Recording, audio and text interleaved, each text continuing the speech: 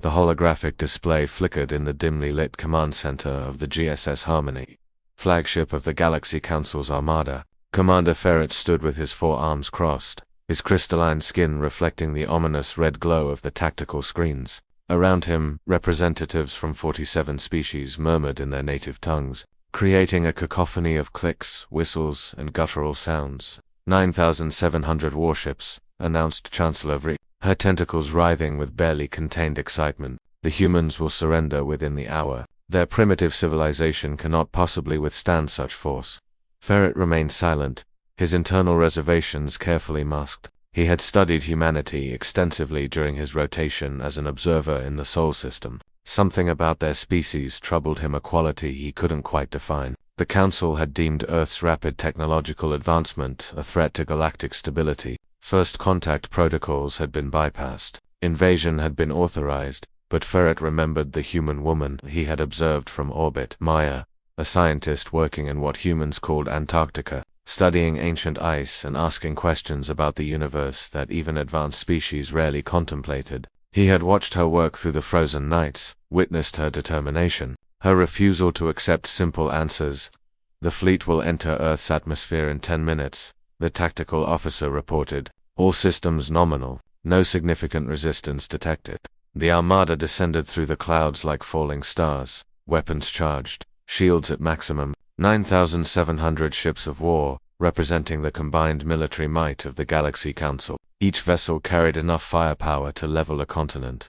Ferret accessed the communication logs, reviewing humanity's final transmissions before their satellites had been disabled. One message repeated across all frequencies, a simple mathematical sequence, not a plea for mercy, not a declaration of war, just numbers. Commander Ferici. Chancellor Vrix addressed him directly. "You will lead the ground occupation of Sector 7, the human research facilities in the frozen south." "Understood, Chancellor." As the Harmony broke through the stratosphere, alarms suddenly erupted across the bridge. The holographic display showed something impossible. Ships were vanishing, not destroyed, not damaged, simply ceasing to exist. "Report," Vrick shrieked. "Unknown phenomenon, Chancellor. Ships are disappearing from our formation. No weapons fire detected, no energy signatures. They're just ... gone." Ferret watched the tactical display with growing horror. Hundreds of ships winked out of existence in seconds, then thousands. The pattern was surgical, precise. Whatever was eliminating the fleet knew exactly where each vessel would be before it arrived there.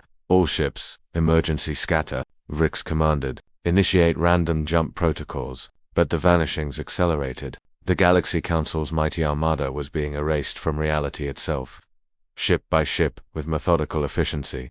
Ferret's mind raced back to that mathematical sequence humanity had broadcast. He pulled up the data, his enhanced cognitive processors analyzing the pattern. His 3 hearts froze simultaneously. That it wasn't a message. It was a weapon. The humans had encoded a recursive dimensional algorithm into the fabric of spacetime itself, triggered by the specific quantum signatures of the Council's jump drives. Every ship using standard galactic propulsion technology was being selectively phase-shifted into alternate dimensional spaces, trapped, isolated, removed from baseline reality. "How?" Vrix gasped as more ships disappeared around them.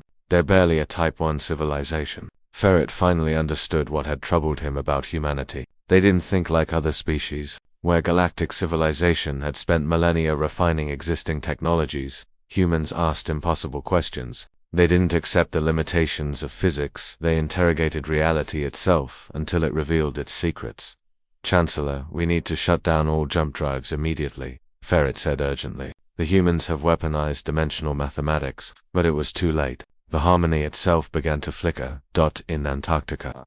Maya stood in her laboratory, monitoring the quantum sensors she had spent 3 years developing. Around her, the walls were covered with equations that no alien mathematician had ever conceived. Human mathematics, born from a species that had learned to split atoms before achieving that had theorized quantum mechanics while still bound to a single planet. "All ships accounted for," her colleague reported. 9,697 contained in stable dimensional pockets. 3 ships shut down their drives in time. They're in unpowered orbit.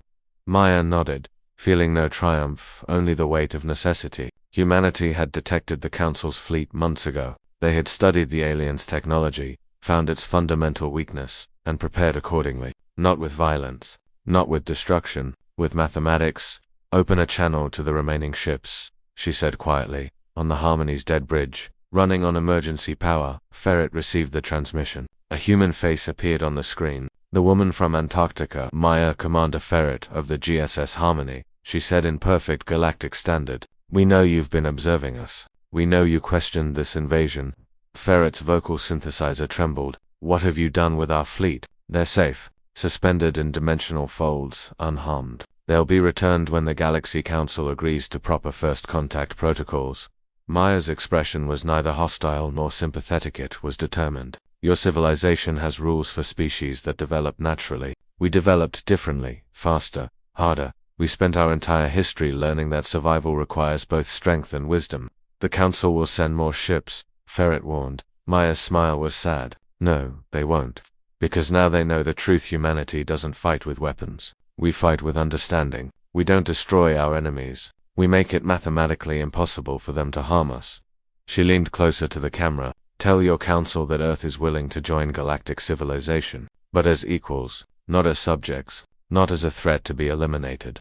The transmission ended. Ferret looked around the darkened bridge at his crew, representatives of species that had ruled the galaxy for millions of years, now utterly outmaneuvered by a species barely 10,000 years old. He began composing his report to the council.